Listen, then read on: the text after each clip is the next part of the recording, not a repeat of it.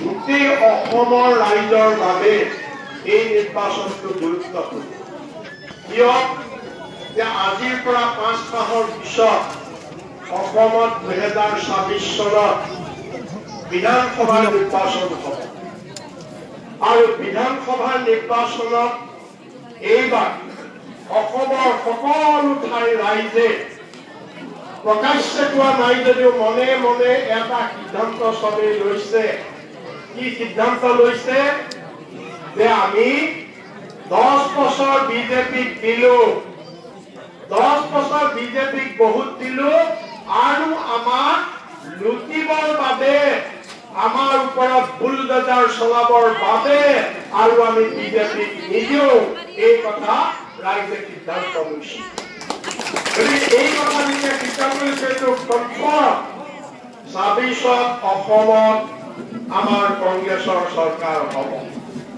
যদি অসমত কংগ্ৰেছৰ চৰকাৰ হয় তেতিয়াহ'লে আজি যদি আপোনালোকে এই পৰিষদীয় নিৰ্বাচনত যদি কংগ্ৰেছ পাৰ্টিক জয়যুক্ত নকৰে তেতিয়াহ'লে আপোনালোকৰ উন্নয়নত বিভিন্ন ধৰণৰ বাধাৰ সৃষ্টি আহিব আমাক কি লাগে আমাক উন্নয়ন লাগে আমাক শান্তি লাগে এই বিটিআৰত যি 22 তাৰিখে যি নিৰ্বাচন হ'ব এই 22 তাৰিখৰ নিৰ্বাচনত ইয়াত বিভিন্ন পাৰ্টি আছে কিন্তু মূলতঃ 4টা পাৰ্টিয়ে ইয়াত মূলতঃ 4টা পাৰ্টিৰ মাজত যুঁজ হ'ব এক হৈছে আমাৰ ভাৰতীয় জাতীয় কংগ্ৰেছ 2 হৈছে বিজেপি পাৰ্টি 3 হৈছে বিপিএফ নাগল সিং আৰু 4 হৈছে ইউপিপিএল ট্ৰেক্টৰ্ছ বাকি খুচুৰা খুচুৰি বহুত পাৰ্টি আছে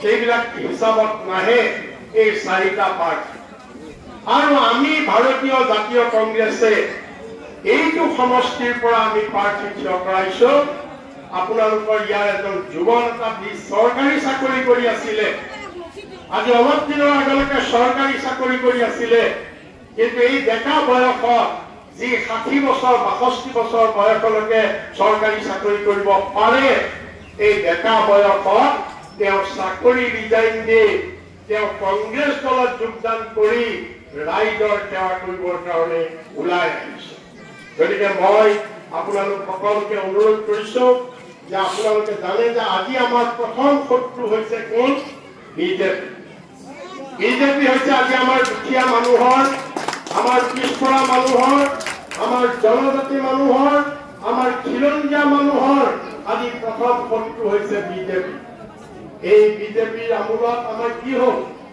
আমি ভোট দিলো আমাক কি কৰিলে বিজেপিয়ে আমাক মূৰ্খ সজালে আমাক ঠগিলে আমাক বিশ্বাসঘাতকতা কৰিলে আমাক কি কৈছিল 14 চনত কি কৈছিল আমাক কৈছিল কি বুলি যে বিজেপি ভোট দিয়া বস্তুৰ দাম আধা হৈ যাব তেতিয়া 50 টকাৰ দালি 25 টকা হ'ব তেতিয়া 40 টকাৰ মিঠাতেল 20 টকা হ'ব 400 টকাৰ গেছৰ চিলিণ্ডাৰ 200 টকা হ'ব এই বুলি বিজেপিয়ে কৈছিল আৰু আমি সেই কাৰণে সবেই বিজেপিক ভোট দিছো আৰু আজি এই বিশ্বাসঘাতক বিজেপিয়ে আমাৰ মানুহক কি কৰিলে যে আজি তেওঁলোকে 50 টকাৰ মিঠাতেল আজি 200 টকা কৰিলে আমাৰ দুখীয়া মানুহৰ মূৰত মাৰি আজি 400 টকাৰ গেছৰ চিলিণ্ডাৰ আজি 1100 টকা কৰিলে আজি 40 টকাৰ দালি আজি 150 টকা কৰিলে 120 টকা কৰিলে বাকি বেজিটোৰ পৰা ধৰি সকলোবিলাক বস্তুৰ আজি যি আকাশলংঘী দাম বৃদ্ধি কৰিলে আমাৰ ইনকাম বঢ়ালে নেকি বিজেপিয়ে কওকচোন আমাৰ কি কাৰোবাৰ ইনকাম বঢ়াইছে নেকি এইটো হৈছে বিজেপি আজি গেলাতে টেঙা দিছে আজি আমি কংগ্ৰেছে কৈছো আমি 200 ইউনিটলৈকে বিজুলী মাফ দিম কংগ্ৰেছৰ চৰকাৰ হলে আৰু বিজেপিয়ে কি কৰিছে আজি ঘৰে ঘৰে স্মাৰ্ট মিটাৰ লগাই 300 টকাৰ যি বিল আহিছিল আজি আমাৰ 3000 টকাৰ বিল কৰিছে এই ধৰণে বিজেপি আমাৰ ওপৰত বুলডোজাৰ চলাইছে আজি মাটিৰ খাবলৈ ইয়াত আপোনালোকৰ মাটিৰ অধিকাৰ নাই কিন্তু যিবিলাক ঠাইত অসমত মাটিৰ অধিকাৰ আছে ৰাইজৰ মাটিৰ পট্টা আছে সেই ঠাইত আজি বিজেপিয়ে 100 গুণ খাজনা আজি বৃদ্ধি কৰিছে। আজি 100 গুণ খাজনা বৃদ্ধি কৰি আমাৰ দুখীয়া মানুহৰ ওপৰত আজি তেওঁলোকে এই অন্যায় চলাইছে। আজি ঘৰে ঘৰে চাকৰি দিম বুলি কৈছিল, আজি কাৰ ঘৰত চাকৰি হ'ল আপোনালোকে কওক? আজি ঘৰে ঘৰে চাকৰি দিম বুলি কৈছিল এই বিজেপিয়ে। বাকী মই 15 লাখ টকাৰ কথা নকওঁ, মই 8 দিনৰ কথা নকওঁ, সেইবিলাক কথা মই নকওঁ। আজি বিজেপিৰ শত্ৰু এইকাৰণেই যে আজি সবতকে ডাঙৰ শত্ৰু বিজেপি আমাৰ খিলঞ্জীয়া মানুহৰ। ইয়াত আমাৰ কোচ ৰাজবংশী মানুহ আছে, মই নিজে কোচ ৰাজবংশী সম্প্ৰদায়ৰ। আজি মই এইকাৰণে আমাৰ খিলঞ্জীয়া মানুহক কৈছো, আমাৰ ইয়াত জনজাতি মানুহ আছে, জনজাতি মানুহক মই কৈছো যে আটাইতকৈ যদি ডাঙৰ শত্ৰু হৈছে বিজেপি। কেনেকৈ? প্ৰথম 1 নম্বৰ যে অসমত প্ৰথমবাৰৰ বাবে এজন জনজাতি মুখ্যমন্ত্ৰী হৈছিল 2016 চনত সৰ্বানন্দ সোণোৱাল। কিন্তু এই জনজাতি মুখ্যমন্ত্ৰীক ষড়যন্ত্ৰ কৰি কোনে মুখ্যমন্ত্ৰীৰ পৰা খেদি নিজে মুখ্যমন্ত্ৰী হ'ল এই উচ্চ বৰ্ণৰ হিমন্ত বিশ্ব শৰ্মা। কিন্তু হিমন্ত বিশ্ব শৰ্মাই আজি প্ৰথম আমাৰ জনজাতি মানুহৰ অধিকাৰ কাঢ়ি ল'লে। দ্বিতীয়তে আজি আপোনালোকে অসমত যি বুলডোজাৰ চলাই ইভেকশ্যন কৰিছে, আজি ইভেকশ্যন কৰিছে, কি বুলি কৰিছে ইভেকশ্যন? আজি কাৰ কাৰণে ইভেকশ্যন কৰিছে? আজি আদানীক মাটি দিবৰ কাৰণে আমাৰ দুখীয়া মানুহৰ মাটি আম্বানীক দিবৰ কাৰণে, ৰামদেৱক দিবৰ কাৰণে, পতঞ্জলিক দিবৰ কাৰণে আজি আপোনালোকে জানেনে 55,000 বিঘা মাটি অসমত এই হিমন্ত বিশ্বই যোৱা 6 মাহত বেদখলী উচ্ছেদ কৰিছে। আজি কৈছে বেদখলী বুলি। আজি ইমান দিন তেওঁলোকে বেদখল তেওঁলোকে চিনি পোৱা নাছিল। আজি কাক উচ্ছেদ কৰিলে?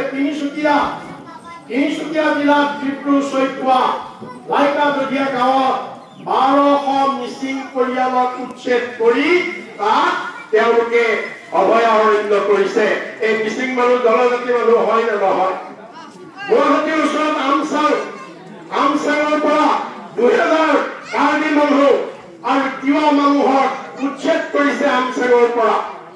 গুৱাহাটী শিলখাকু চচল, এই গুৱাহাটী শিলখাকু চচলত আমাৰ কোচ ৰাজবংশী মানুহ আছে, আহোম মানুহ আছে, বড়ো মানুহ আছে, মিচিং মানুহ আছে, কাৰ্বি মানুহ আছে। এই মানুহক তাৰ পৰা উচ্ছেদ কৰিছে, যাৰ কাৰণে আমাৰ ইয়াত মহিলাসকল বহি আছে। আমি সকলে তাক অৰ্ধনগ্ন প্ৰতিবাদ কৰিব লগা হৈছে।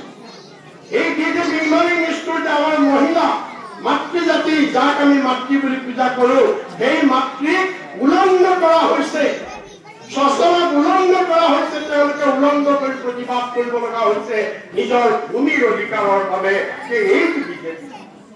এইটো বিজেপি দল। নগাঁও জিলাৰ মিতি বামুণী গাঁও, তাত কাৰ্বি মানুহ আছে। এই কাৰ্বি মানুহৰ পৰা মাটি তাত উচ্ছেদ কৰি এই জিঅ' পাৱাৰ কোম্পানী চলাৰ পাৱাৰ কৰিবৰ কাৰণে তাত মাটি দিছে। ঠিক সেইদৰে আমি যদি আহো, আপোনালোকে জানিব আৰু আমাৰ শোণিতপুৰ জিলাৰ বালিপাৰা 1200 বিঘা মাটি চাহ বাগিচাৰ মানুহৰ মাটি, সেই মাটি উচ্ছেদ কৰি তাত পতঞ্জলিক দিছে, ৰামদেৱক দিছে। কোকৰাঝাৰ জিলাৰ পৰ্বতজোৰা প্ৰায় 500 বিঘা মাটি পাৱাৰ প্লেণ্ট বনাবৰ কাৰণে বড়ো মানুহৰ হাতত, কোচ ৰাজবংশী আৰু বড়ো মানুহৰ দখলত থকা প্ৰায় 5000 বিঘা মাটি কোকৰাঝাৰত পৰ্বতজোৰা, সেই মাটি তেওঁ আদানীক পাৱাৰ প্লেণ্ট বনাবৰ কাৰণে দিছে। ডিমা হাছাও জিলাত 9000 বিঘা মাটি চিমেণ্ট ফেক্টৰী বনাবৰ কাৰণে আদানীক দিছে, যাৰ কাৰণে হাইকোৰ্টত ইয়াৰ ওপৰত গোচৰ হৈছে। ঠিক সেইদৰে আপুনি যদি চাই কাৰ্বি আংলং জিলাত সুকীয়াকে 1,20,000 বিঘা মাটি কাৰ্বি মানুহৰ মাটি APDCL-ত চলাৰ পাৱাৰ প্ৰজেক্টৰ বাবে আৰু চিমেণ্ট ফেক্টৰীৰ বাবে আদানী আৰু আম্বানী গ্ৰুপক দিছে। এনেকুৱাকে যদি আপুনি চাই, বাকী দূৰলৈ যোৱাৰ দৰকাৰ নাই। গুৱাহাটীৰ ওচৰত ছয়গাঁও, পলাশবাৰী, ইয়াত আমাৰ গাৰো মানুহ আছে, ৰাভা মানুহ আছে। এই গাৰো আৰু ৰাভা মানুহৰ মাটি উচ্ছেদ কৰি এৰ চিটি বনাবৰ কাৰণে আদানীক দিছে। এইটো হৈছে বিজেপি দল। এইটো হৈছে বিজেপি দল। সেইকাৰণে আজি ইয়াত যিসকল ভূমিপুত্ৰ আছে, যিসকল খিলঞ্জীয়া মানুহ আছে, মই তেওঁলোকক অনুৰোধ কৰিছো, জনজাতি মানুহক অনুৰোধ কৰিছো যে এই জনজাতি বিৰোধী, এই খিলঞ্জীয়া বিৰোধী এই বিজেপি দলক আমি কেতিয়াও আৰু ক্ষমতা দিব নালাগে। আমি তেওঁলোকক উৎখাত কৰিব লাগে। আজি এই হিমন্ত বিশ্বই কি কৰিছে, এতিয়া তেওঁ ইছ্যু ডাইভাৰ্ট কৰিবলৈ যেতিয়া দেখিলে যে চাৰিওপিনে খিলঞ্জীয়া মানুহে বিদ্ৰোহ কৰিছে, তেওঁ ঢাকিবৰ কাৰণে কি কলে যে নাই নাই, আমি খিলঞ্জীয়া মানুহক উচ্ছেদ কৰা নাই, আমি কাক কৰিছো, আমি বাংলাদেশীক উচ্ছেদ কৰিছো, আমি বাংলাদেশী সন্দেহযুক্ত বাংলাদেশীক উচ্ছেদ কৰিছো। হয়, গোৱালপাৰা জিলা মাত্ৰ 6,000 বিঘা, 55,000 বিঘা মাটিৰ পৰা 49,000 বিঘা মাটি খিলঞ্জীয়া মানুহক উচ্ছেদ কৰিছে। আৰু গোৱালপাৰা জিলাত মাত্ৰ 6,000 বিঘা মাটি আমাৰ ধৰ্মীয় সংখ্যালঘু মানুহ আছে, তেওঁলোকক তাত উচ্ছেদ কৰিছে। বিজেপি যদি তেওঁলোক বাংলাদেশী হয়, তোমালোকে ইমান দিন দেখা নাছিলা, যদি বাংলাদেশী হয় ভোটাৰ আইডি কাৰ্ড কেনেকে পালে, যদি বাংলাদেশী হয় আধাৰ কাৰ্ড কেনেকে পালে, যদি বাংলাদেশী হয় ৰেচন কাৰ্ড কেনেকে পালে, তোমালোকে ইমান দিন যদি বাংলাদেশী হয় তাত কিহৰ কাৰণে পকা স্কুল দিলা, তাত কিহৰ কাৰণে পকা ৰাস্তা দিলা, তাত কিহৰ কাৰণে পানী যোগান ব্যৱস্থা দিলা। আৰু যদি তেওঁলোক বাংলাদেশী হয়, যে তুমি উচ্ছেদৰ পিছত ট্ৰাকত উঠাই তুমি বাংলাদেশ সীমান্তত তেওঁলোকে এৰি অহা নাই, কিয় এৰি অহা নাই? এই উত্তৰ তেওঁ দিব পৰা নাই। মানে মানুহক ভোট বনাবৰ বাবে আমাৰ ঘৰুৱা মানুহ, আমাৰ সংখ্যালঘু, আমাৰ ঘৰুৱা মানুহ, ভোটাৰ, আমাৰ যুগ ধৰি তাত মাটি খাজনা দি থকা মানুহ, তেওঁলোকক উচ্ছেদ কৰিছে, বুলডোজাৰ চলাই উচ্ছেদ কৰিছে। এইটো হৈছে হিমন্ত বিশ্ব শৰ্মা, এইটো হৈছে বিজেপি।